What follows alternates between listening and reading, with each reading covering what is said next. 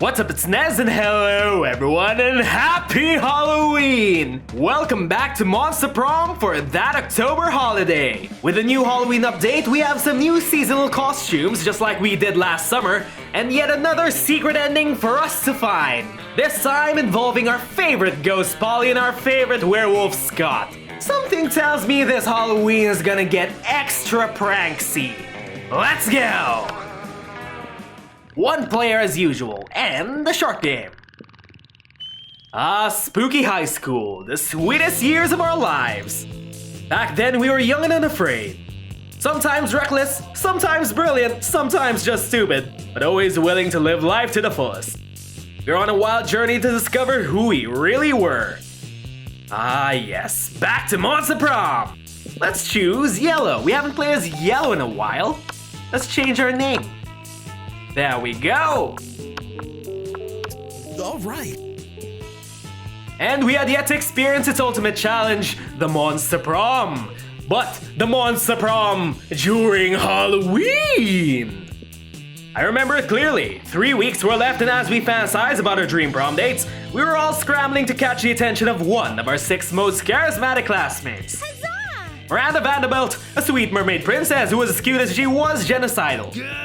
Damien LeVay, a fearless demon with a taste for destruction and a love for fire. Scott Howell, a werewolf athlete who compensated for his rather small brain with a stupidly huge heart. Liam DeLion Gourd, a hipster vampire whose standoffish demeanor hid that he was a truly lovable dork. Yay! Polly Geist, a party ghost with an insatiable hunger for all the wrong things. What? And Vera Oberlin, a mean self-made Gorgon with a merciless sense of business. It was clear, it had to be one of them, but who? We only had 3 weeks to choose our prom date, and even more daunting, we only had 3 weeks to woo them and conquer their heart. But as I already said, we were young and unafraid, and we were ready to start. God, I miss this game. Let's go, my dudes and dudettes. Welcome to Monster Prom's stupidest pop quiz ever. All minds are rotten, but they're rotten in so many different ways. Worry no more, we're using our PhD in bullshit to diagnose which kind of deviant sicko you are. Monster Prom, stupidest pop quiz ever, trademarked. We'll throw a bunch of absurd questions at you and turn your answers into your character's stats. This way, each of you will start by having stats that better reflect your true selves. I love you, game. Let's start. It's your chance to fix global warming. Go ahead. Nah, the world is doomed, but I'll start investing in ships and start a profitable business in the soon-to-be water world. Or, it's time to be a real hero. I'll lead a mission to the sun in order to invite the sun to the party of its life. We'll have so many hilarious misadventures that the sun will eventually become cool or winky face. Or global warming isn't real. I invented it, and now science is claiming authorship because science is a lame copycat with no original ideas. I want some money. There we go. If you could put a curse on your worst enemy, what would it do? I'd curse them to fall in love with a wonderful person and be happily married for years and then realize after all this time their partner was a wild panther in disguise. Then the panther viciously devours my enemy. Classic. The curse of always meeting obnoxious people at parties who are super into fad diets and feel the need to explain them in detail. Or, you can't rely on the effectiveness of a curse? I prefer to take care of my enemies the old-fashioned way, by exposing them to unsafe doses of radiation over the course of several years. I feel like this one. So bold. And what criteria would you use to name your children? Just a swear word. Something simple and friendly like Bobby or Mary. A non-heteronormative name that gives them the freedom to define themselves on their own terms. I will research for a name that is pun-proof and joke-proof. No one will ever pick on them. My name plus the second. Meh, no name is just too much work. Too much work. Now let's see what the Halloween update brings us. Week 1, morning. We have 7 smart, 7 boldness, 4 creativity, 5 charm, 3 fun, and 7 money. I want to increase my charm. That day, an epic dodgeball match takes place. Everything seems lost, but you deliver an inspirational speech that fuels your team's spirit, leading to a spectacular comeback. You're clearly a natural born leader. You gain 2 charm. Later that day, you're out shopping with Vera and Polly when a wild cockatrice appears. It gallops through the mall, biting shoppers with its jagged beak and turning them into stone. Scott and Damon come chasing after it, holding a butterfly net and a frilly dress. This isn't our fault. We had nothing to do with this. Another mythical creature crisis, just when I'm starting to enjoy my shopping. Aw, but it's so cute. I bet that vicious chicken dragon really knows how to party. Scott and Damien see everyone looking at them and wisely hide behind a clothing rack. What are you going to do about this creature? Ignore it or befriend it with a delicious Cinnabon. How did you know that Cinnabons are Cockatrice's favorite treats? It gulps a tasty cinnamon bun down in one bite and burps happily. As you turn back to your shopping, it follows you. It seems you've got a new friend. I have a new cock friend. Okay, obviously we need to take this hideous creature out clubbing with us because duh. Not bad. Well, I suppose that is a novel way to spend an evening. You take the cockatrice out to all the hottest clubs. They let you in because they don't want to be murdered by cockatrice. You gain 2 fun and 1 charm. Haven't seen any Halloween costumes yet though. But for now, we should probably go visit Shopkeep. Shouldn't you be out there trying to romance a classmate or something, nya? Anyway, welcome, nya. So, you, an arcane spellbook. Are you ready to do some magic, nya? What's with that smug face? Yes, we are. I'm always amazed at how people keep coming and buying all this stupid crap, nya. Intriguing, nya. Well, now we have the prank book. Let's see where this leads us. All right. Let's go outside and party. That day during recess, you start a half-hour rave that goes full crazy. You have no idea how it escalates so much, but at one point there are like 300 people. Someone summons demons from a nightmare dimension. The consequences might distort the fabric of reality itself, but who cares? It's a rad party. You gain 2 fun. In the wake of all of that, you hear Miranda and Polly discussing a party. Oh, Polly, I'm terribly excited for your upcoming party. Oh, look at that! Halloween costumes! Miranda is a magical girl, I think. And Polly, why are you dressed up like Coach? Are you cosplaying as Coach? You're definitely cosplaying as Coach. This is 10 times more kinky than it should be. Oh yeah, it's gonna be sick. Hey, speaking of which, you've got money, right? How about picking us up some party favors? Oh, I'd be delighted. How many balloons should I purchase? I don't care, just make sure to get enough nitrous oxide to fill them all. What's nitrous oxide? Is that something land dwellers breathe? Well, it's pretty much all I breathe, if that's what you're asking. I don't know about that. How about cake? What kind of cake would you like? Lame. Cake? I think you're mispronouncing cocaine, Miranda. No, I'm pretty sure it's pronounced cake. I like mine with pink frosting. And I like mine injected into my eyeballs. And speaking of eyeballs, I don't think we're really seeing eye to eye right now. Too true. Perhaps our friend Nez can suggest a mutually agreeable use for our vast riches. So, what should we get? You should get Polly a piñata. You don't want anyone to get hurt though, so the only really safe thing is to fill it with nice soft bags of cocaine. Or, Miranda, you like clowns, right? I know this website that lets you hire clowns, firefighters, doctors, and tuxedo guys. It's called definitely-not-strippers.com and it's 100% legit. I want to go with Polly's answer. Yeah. Fuck it, we didn't have enough creativity. Piñata? Certainly not. You think I'm some cretin who gets off on beating animals with sticks? I'm not my uncle. Although he generally uses real animals instead of cardboard ones. He does still tie them to the ceiling though. We'd have to use real animals anyway. All the cardboard ones died in the Great Piñata War, remember? Too soon, Nez. Too soon. Now that you've reminded Polly about the Piñata Massacre, she's only in the mood to party a little. She changes the guest list to her party from everybody to everybody but Nez. Oh no, you lose 2 charm and 1 fun. No! How could this be? All right. Alright, where do we go to get this started? Anywhere but the gym apparently. Let's go out party again. That day during recess, you start a half-hour rave that goes full crazy. At one point, the small magical Latino cat slips on a banana peel. You start to laugh at him. He asks you to stop, but you don't. You laugh so hard at him that you somehow steal 2 fun from him. Hooray! How dare we do that to the magical Latino cat? You hardly pay attention to any of that. Your mind is consumed by thoughts of your new emo book. You take it out and gaze upon its cover, which is made of flesh, obviously. A guttural voice whispers into your lizard brain. Open me. Just a little peek couldn't hurt. Aha! Something tells me we shouldn't pay attention to the creepy voice coming from the prank book. Hey Nez, what you looking at? And Scott, why the fuck are you covered in cheese? At least I hope that's cheese. Awesome, boo. Oh, I bet it's a cool prank book. Is it a cool prank book? Of course it is. It says so right on the cover. It does not say prank book anywhere in the cover. What it says is blood in an ancient tongue that sounds like screaming. You're about to say so when... Yoink! Scott, you can't just say yoink. You have to actually steal the book when you say it. Like this. Yoink! Man, your reflexes are slow. Too bad dexterity is in the sand in this game. Wow, look at all the cool pranks in here. Osteophagy, Plague of Teeth, Power Word Apocalypse. Oh, look at the intro to this prank. Apprentice Summoners be forewarned. For the torturous incantation below will instigate only carnage and despair, mutilation and lamentation. Whoa, I didn't know this book was written in a foreign language. It's not, Scott. These are just the kind of things prank lords write on their best pranks, so people will be too scared to do them. This prank must rule. Hooray! Shall we then? We shall! Nez, we hereby accept your application as an intern to the Prank Masters. You don't remember applying for the internship, but... Monetary compensation's minimal, but we'll totally pay you in experience, if you know what I mean. Wink! Okay, this seems like a terrible idea, but you are hornier than you are smart. Pranks ahoy! Wait, we don't have all the ingredients for this prank. It says here that we need the kidney of an angel. Where are we gonna find one of those?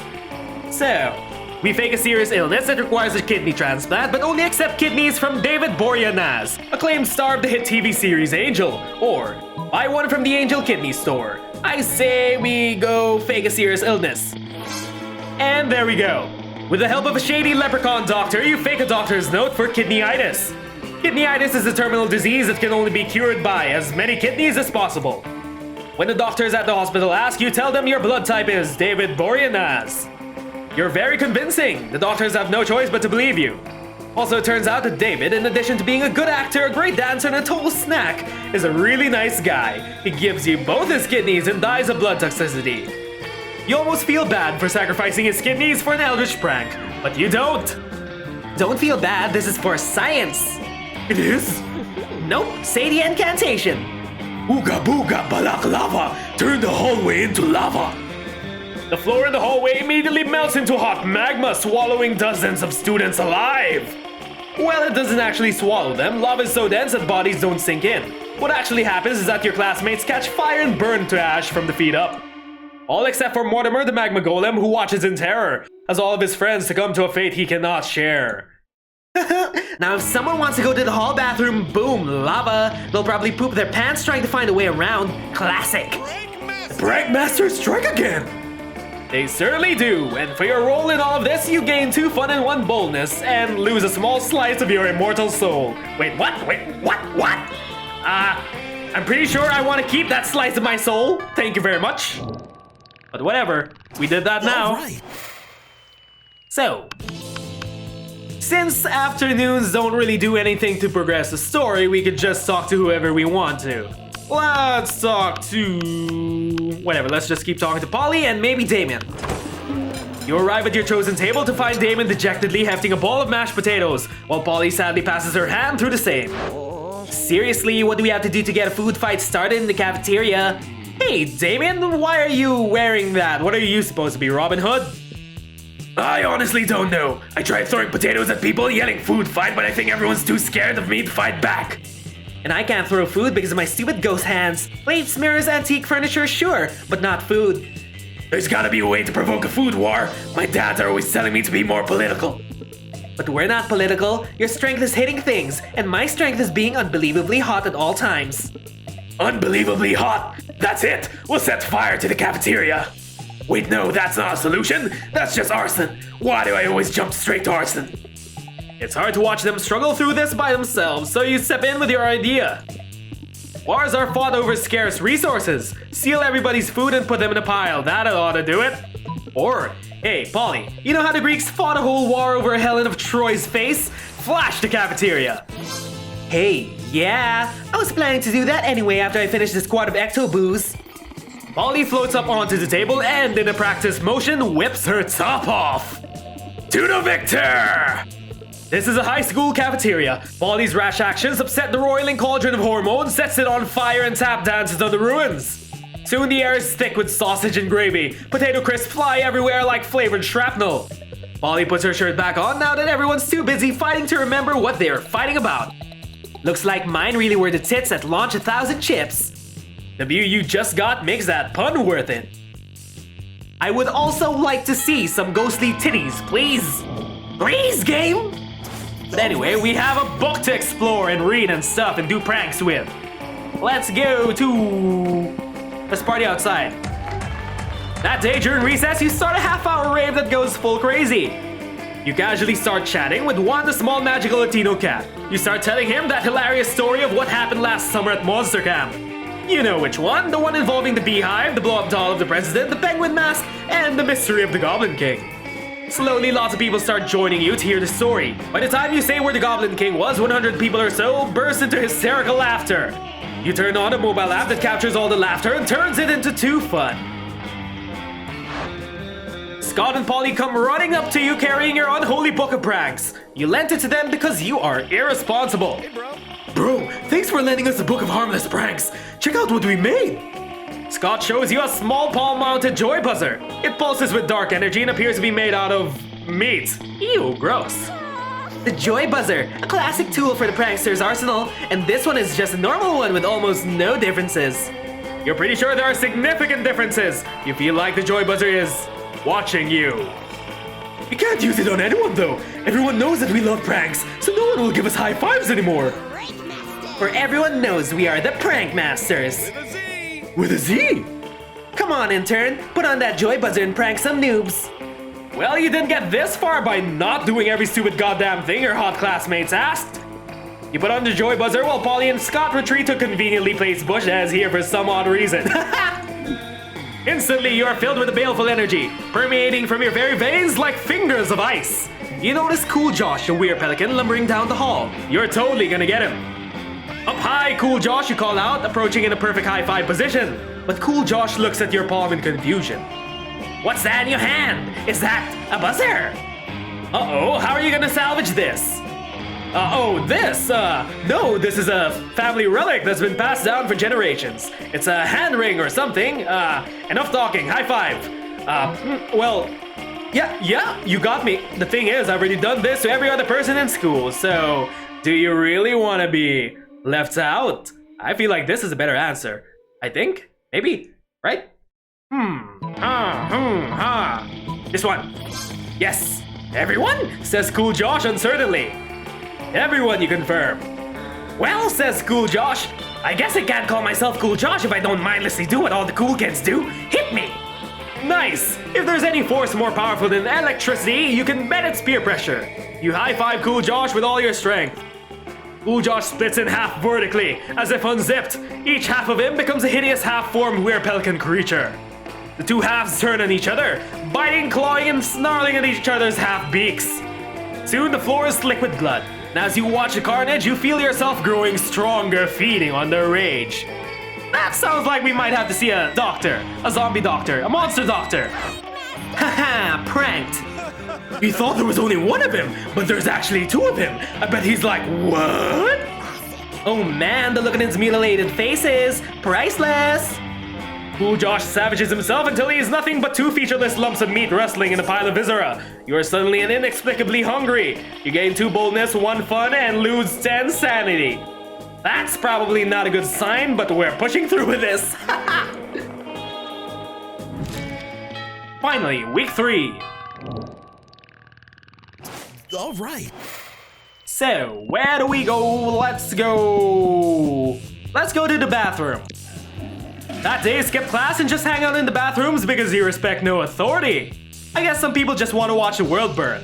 By skipping class and hang out in the bathrooms. You give 0 shits, but you gain 2 boldness. You see Miranda, Polly, Vera, and Damien all crowding the same bathroom mirror. Can't a monster take a shit in peace at this school? Your brows are just short of being on fleek. They're 1 millimeter off fleek. Maybe your snakes got in the way. Pathetic. This coming from someone whose face is see-through. How can we tell if that's your highlight or the headlights of an oncoming train? Oh please, you wanna know a good contour if it punch you in the throat? And a really good contour can actually do that. I like to start with a palette of complementary colors for my skin tone. Blood red, baby flesh pink, bloodshot crimson, and then 2 basic blend of soft-boiled chimera egg. What? It's called technique, fuckers! Doing amazing makeup is like punching someone's face with beauty.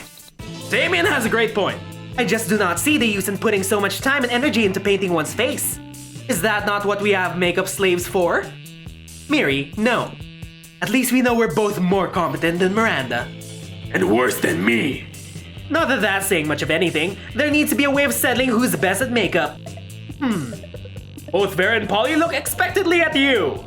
So, we visit the dungeons of Lucknoom, Sumerian god of makeup, wherein lies the legendary orb of Lucknoom, who coincidentally tells who is the best at makeup. Or, make up this potato to see who could produce the prettiest potato. Use a potato. You take out the 2 potatoes you always carry with you for such scenarios. What? I'm not wasting my makeup on a potato. That's because you know this duel is already lost and I'm right. Fuck it, my potato will kick your potato's ass to the moon, Polly. The 2 of them engage in an all-out makeup battle. Soon both of them finish. Vera, your potato is gorge! What a hot potato, girl! I have to admit, your potato is beautiful too, Polly. Is it normal to feel like fucking a potato? Well, Polly, you like fucking everyone, so probably. Who cares now? The most important thing is, I'm sorry for doubting your makeup skills. Me too, girl. Look at them. They could start a career in modeling. They could indeed, and all thanks to Nez. They both leave, mesmerized by their new potatoes and maybe by your wisdom too. You gain 2 smarts and 1 creativity, and several days later you spot the potatoes in Vogue magazine. I'm glad the potatoes have a good future, I guess. All right. Polly! Hang out with you, girl, and Miranda. Polly and Miranda sit together, surrounded by Miranda's customary crowd serfs. So wait, you've actually got serfs who eat for you? Well, of course. I find eating to be terribly undignified, so I almost never do it. Hey, me neither. What other kinds of crazy serfs you got? Well, I have this serf that goes to the bathroom for me, a serf to experience difficult emotions for me, and a serf for keeping my silverware in alphabetical order. I even have a surfing serf for standing on top of whenever I go surfing. Wow, that's a lot of serfs. It's a fair amount. The only limit is my imagination. Unfortunately, my imagination serf imagined a way to escape from serfdom, so now I'm out of ideas. Well, I'm sure with the help of Nez, we could probably think of a dope new kind of serf. Oh, is that so? I can't wait. Well, you're on the spot now. What the fuck will it be? Oh, Miranda, you should get a puppy serf. It's not actually a serf, it's just like 50 cute dogs. You should get a party serf, Polly. A serf to experience your hangovers for you. A serf? For me? I couldn't possibly. Why not? I do it all the time. But isn't it wrong to make someone else experience the negative consequences of your actions? Well, like I said, I do it all the time, and Father says I can do no wrong, therefore it's probably fine. Oh, okay. Hell yeah. Let's hire a dude to deal with all my withdrawal symptoms. Hire? Polly, dearest, we don't pay our serfs. We don't? Sweet deal. Polly hires the burliest hangover serf she can find, and the 2 of you go out for a night of your lives. The serf is dead in the morning from the epic hangover, but the memories are well worth a second-degree manslaughter. There we go, we killed another person. How many monsters did we kill in this episode? I'm not quite sure. People died of lava. We probably ran over someone. A serf died. Well, whatever. So let's just finish this up by going to the gym, I guess. That day, an epic dodgeball match takes place. Amidst the battle, you spot a fellow player that seems utterly discouraged. She thinks she's not worth anything at dodgeball and she attempts to throw a ball at herself. You explain to her the many ways you think she's unique and wonderful while also defending the many pleasures in life. With your help, she's capable of finding reasons to keep playing and gains a sense of self-worth. You gain 1 BFF, but sadly she's not part of the game, so that beautiful friendship will take place off-screen. But you gain 2 charm. No, my new BFF, no! Scott and Polly come running up to you, eldritch book in hand. Is it your imagination, or do they always seem to be followed by a swarm of locusts these days? Nez, hey! We got to the end of the prank book and we found instructions for the ultimate prank. Bro, this is like the double time incline bench press of pranks. High energy, exciting, and great for your pecs. Okay, so check it out. The whole book is dedicated to something called the Gourd, right? And at the very end, there's instructions for how to summon it. The Gourd! Zoe! So everything leads up to her. Good to see her again. Holy shit, she's getting fleshed out. Our waifu! She got her own story. And we figured, if the Gourd's the one who came up with all these great pranks, how cool would it be to meet it?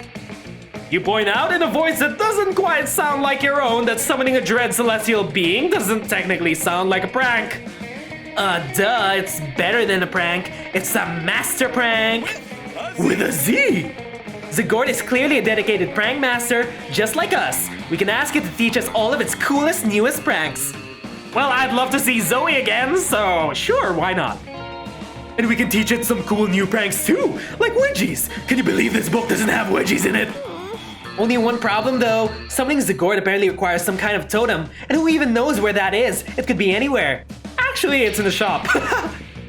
Oh, wait, it says we can also summon Gourd through an interdimensional rift, and it says never to do that because it will destroy reality. I don't want reality to be destroyed, please. Warning labels are for sober people, let's get rifty. You follow the book's directions for opening up a rip in time and space. It seems to be going pretty well until... Oh no, the rift is closing itself! Nez, fix this before I end up with a case of interdimensional prank glue balls. So, seems like it's a connectivity problem. We need to upgrade to a top-notch dimensional network with a stronger signal. Or, you're not an expert at interdimensional antics. Sometimes it's better to stay humble and convince a certain interdimensional freak you know to open the rift for you. That sounds like the fucking prince, but I don't think we have enough charm for that. So, I think we have more smarts. There we go! Yeah, that's gotta be the problem. I've been using Comcaster for all my magic connectivity needs, but that's only really good for like minor hauntings and sending text messages to hell. Oh, we could switch to American. I'm not gonna pronounce that. Telecom. ATT? I heard that they don't even offer gig speed telepathy. What about time and space water cable? That's more like it. And if we upgrade now, it looks like they'll be able to throw in 6 months of paradox protection absolutely free. As Scott and Polly's intern, it's your job to fill out all the paperwork. Finally, you're ready to begin. The portal opens and Polly chants the incantation. The Gourd, whose hordes were born to kill. Come hang with us, we swear we're chill. The air becomes thick and humid all around you, as if heavy with blood. The light dims and the walls hiss and whisper. We've succeeded! The Gourd comes! All hail the Gourd! May it feast upon our willing souls! Polly, I think this is the best prank we have ever done! You're so right, Scott. High five! Yes, you too are thrilled by the coming of darkness. The impending massacre promises to be the greatest prank of all time. Your mouth waters. You gain 2 fun and 1 boldness, and the world is about to end. Okay. And there we go. I hope the world ends. Polly, take it home, girl. Polly time. All right. Hey, Boo. Boo, that's so cute of you. I mean, prom is nice and all. If the Gourd wasn't here, why not? We could totally have gone together and like fucked or whatever. No, does that mean no fucking? But thing is, the Gourd actually is here. And so the only fucking Polly will be doing these days is like, you know, figurative fucking, as in fucking with people, you know? Whatever. Prank time! Bye! Prom night arrived, but for you it was more like a welcoming night for receiving your new Lord Gourd into your realm. And so you, Polly, and Scott gathered together to say hi to the ultimate prank master, Zoe. Yes. The Gourd is here, all praise to the Dark Lord, yes! Wowie, Polly, I never would have expected this. The sky is bleeding. Reality is being riddled with horrors. What an entrance. Yep, you can tell by all that the Gourd is the shit when it comes to pranks. The Gourd is both thankful to you for granting it freedom and flattered for being called the shit. It decides to spare the prank masters from eternal doom as its way of saying the prank masters are also the shit. Yeah. Dope. This means pranks for life. Wait, why that smile, Nez? Oh, how awkward. You're not actually technically a prank master yet. You're just an intern. Zoinks. Being spared from eternal doom is like a perk only reserved for full-time prank masters, not interns. Wait, no, Polly, Scott, take me with you. I don't want to die to Zoe. With a Z. With a Z. Sorry. Well, this is a new level of how shitty it is to be an intern. But they were right all this time. They paid you an experience, as in experiencing never-ending despair and suffering via the end of days. But hey, what a prank it was!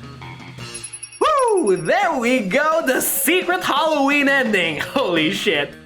Nez most likely to devour his own children to survive, and Polly best at phasing out.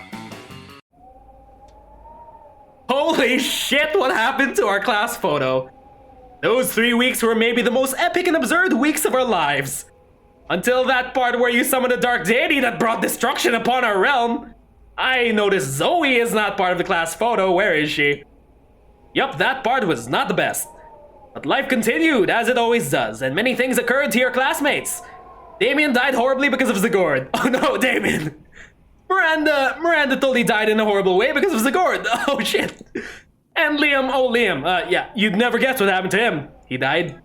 Unless you guess he died horribly because of the Gourd, because yes, that absolutely happened to him.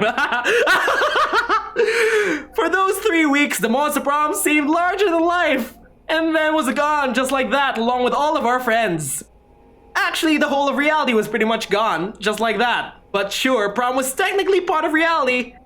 The battle for Monster Prom might have ended then, but there were plenty of battles left in that war called youth. Mostly battles against the Gourd, Lord of the Dark Realms, and those were battles that were basically lost as we inevitably led to our demise. But once again, we were young and unafraid, and we were basically dead for good. Whoopsies! Let's go! Yo, one's got Howl. And I'm super high. And we're the best, I'ma tell you why. We're better than pizza. And ecstasy. We're the prank masters. With a Z. What makes us great? I'll tell you what. No other prank duo has such good butts. Yeah, we like our butts, and we can't deny. We've pranked every monster at Spooky High. We've pranked the students. We pranked the teachers. We've pranked vampires and mythical creatures. One time we did a prank on an ocelot. That prank was awesome, bro. Thanks a lot. So let me give you some free advice. We pranked you once, we're gonna prank you twice. Cause we've been spending all our lives living in a prankster's paradise. Prank masters, doing pranks and causing disasters. Prank masters, sacrificing to our dark master. We're taking dank pranks all the way to the prank bank, but we needed something new to fill up our prank tank, so we found this book and it really charmed us. The cover's made of skin, so you know it's harmless. We opened it up and the words started bleeding. Way more exciting than regular reading. To harness its power, it asked for our souls. We pledged them just for one reason. The lols. The book was written by the dreads of Gourd. If it wrote this book, It must be a prank lord. so we summoned it here with the sole intention. A pranking the crap out of this dimension. So if you're wondering who to thank, we've got 2 words. Ain't. We've doomed this plane for eternity. Cause we're the prank masters. With a Z. Where are all our friends? And that was the Halloween secret ending for Monster Prom's That October Holiday Update. If y'all enjoyed unleashing the apocalypse on all of reality, like and subscribe so we can grow our channel together. Once again, my name is Nez, and see you all in another episode of Monster Prom. Bye, everyone! Prank masters, doing pranks and causing disasters. Prank masters, sacrificing to our dark master. We're taking dank pranks all the way to the prank bank, but we needed something new to fill up our prank tank, so we found this book and it really charmed us. The cover's made of skin, so you know it's harmless. We opened it